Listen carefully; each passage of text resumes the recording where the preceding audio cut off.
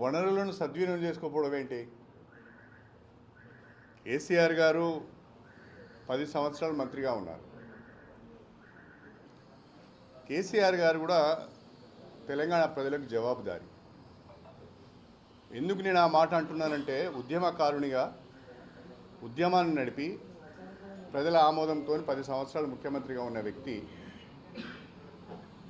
ఈ 10 సంవత్సరాలు ఏం జరిగిందో ప్రజలకు వివరించి చెప్పాలి. ఇవాళ అనేక రకాలైన ఆరోపణలు వస్తున్నాయి.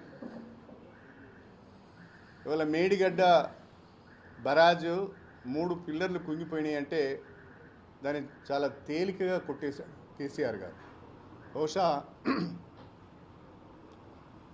రాజకీయం కొరకు తేలికగా కొట్టేశాడేమని అనుకుంటున్నాను, కానీ అది తేలికైన విషయం కాదు. దానికి తప్పకుండా బాధ్యత వహించవలసిన అవసరం ఉంటుంది.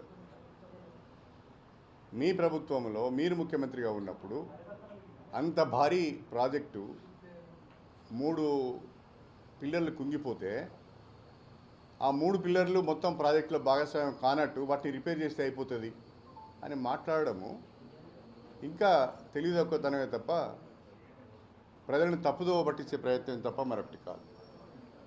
ఒక ఇంట్లో ఒక పిల్లర్ కూలిపోతే ఇల్లంతా పోతుంది. ప్రాజెక్టులో కూడా 3 పిల్లర్లు పోయినాయి అంటే 3 పిల్లర్లు సపరేట్గా తీసి వాటర్ స్టోర్ చేస్తారా? చేయమనండి కేసీఆర్ని. ఆడ కూర్చొని వాటర్ను స్టోర్ చేయమనండి. కుర్చీ కొట్టుకుపోతే ఆయన కొట్టుకుపోతాడు. ఇట్లాంటి తెలియదొక్క మాటలు మాట్లాడు. ఒక ప్రాజెక్టు పోయింది, సరే కారకులు ఎవరైనా కావచ్చు. ఒక ప్రాజెక్టు దెబ్బతిన్నది.